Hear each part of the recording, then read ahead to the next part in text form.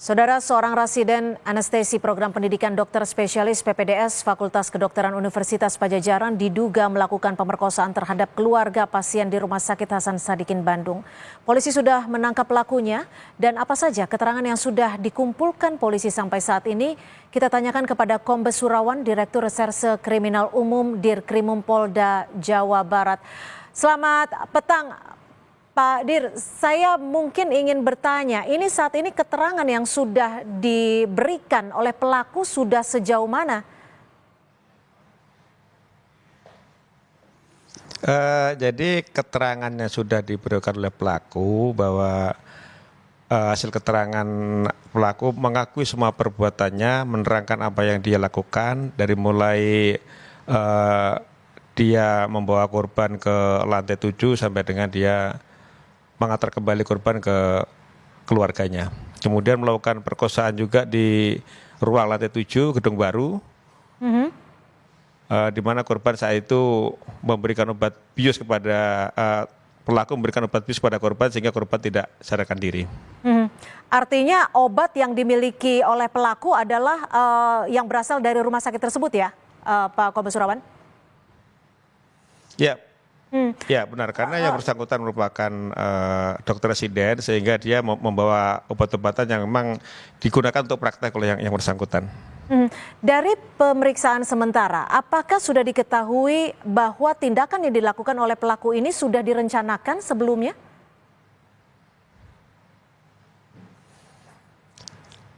Tindakan dilakukan oleh pelaku ini memang sudah direncanakan, jadi dia memang sengaja mencari korban untuk dilakukan perkosaan sehingga memang pelaku ini sudah sengaja merencanakan perbuatannya begitu, Mbak.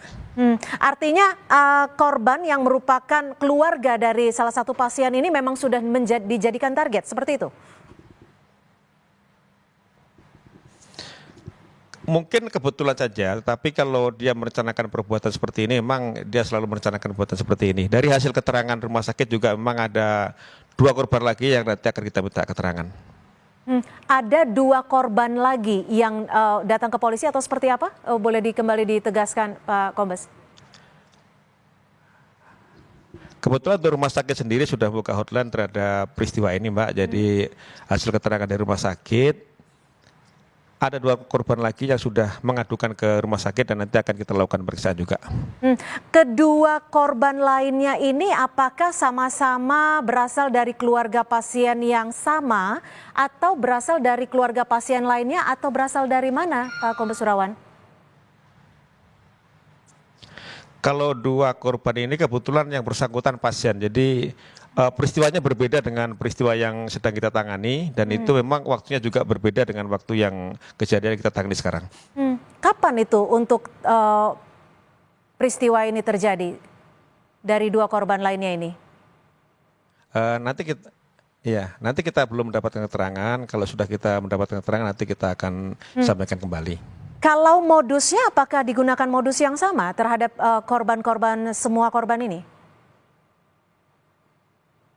Ya rata-rata modusnya sama, jadi dengan dalih mengambil sampel darah ataupun mengambil sampel DNA dan sebagainya, kemudian korban dibawa ke tempat yang sama, ke lokasi yang sama, kemudian diberikan obat bius, setelah itu dilakukan pemerkosaan terhadap para korban. Kalau pelaku sendiri sudah berapa lama bertugas di RSHS ini, Pak Kombes, berdasarkan informasi yang didapat? Pelaku baru karena kebetulan dia adalah mahasiswa salah satu perguruan tinggi, kemudian juga melakukan praktek dan saat ini sudah semester 2 sehingga dia belum begitu lama juga dia mulai sebagai mahasiswa kedokteran residen. Jadi dia baru juga praktek di rumah sakit itu. Saat pelaku melancarkan modus dan juga tindakannya terhadap para korbannya, apakah ada saksi, perawat atau dokter lainnya atau seperti apa? Sejauh ini tidak ada saksi yang menyaksikan perbuatan tersebut ya. Jadi dia melakukan sendiri kemudian tidak diketahui oleh teman-teman maupun pegawai lain di rumah sakit tersebut. Kalau disimpulkan ataupun informasi yang Anda terima dari Universitas Padjadjaran sendiri, background dari pelaku ini seperti apa, Pak Kombes Surawan?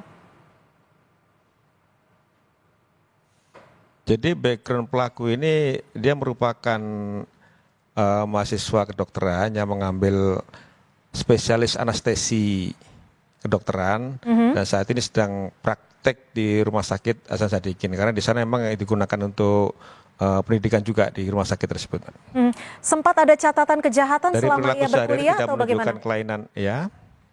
Bagaimana? Boleh diulangi? Sejauh dia berkuliah tidak ada catatan jadi sejauh dia berkuliah tidak ada perilaku yang menyimpang maupun tidak ada catatan kriminal terhadap yang bersangkutan nih, Mbak.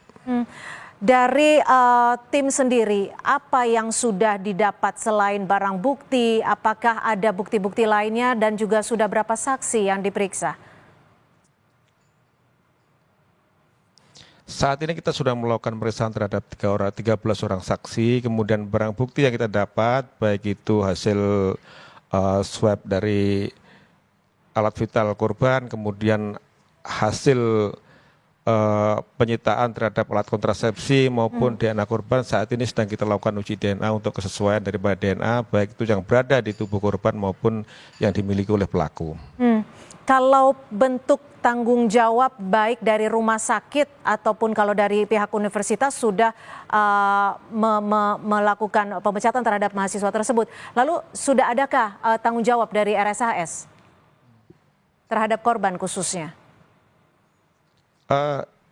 Sejauh ini RSHS memang bertanggung jawab terhadap korban, memberikan terapi psikologi dan sebagainya supaya tidak menderita trauma secara psikologis. Di samping itu juga dari RSHS sejauh ini sudah membuka hotline pengaduan manakala ada korban-korban lain yang menjadi korban daripada pelaku. Oke, jadi artinya kami konfirmasi kembali hingga saat ini sudah ada 3 korban yang melapor terkait dugaan perkosaan dan juga pembiusan ya Pak Surawan. Ancaman hukumannya singkat saja. Ya. Jadi ancaman hukuman terhadap pelaku adalah 12 tahun penjara sebagaimana pasal 6C Undang-Undang Nomor 12 Tahun 2022 tentang kekerasan seksual. Baik, terima kasih Kombes Surawan, Direktur Reserse Kriminal Umum Dirkrimum Polda Jawa Barat. Kami nantikan kembali informasi lainnya dari Anda nanti.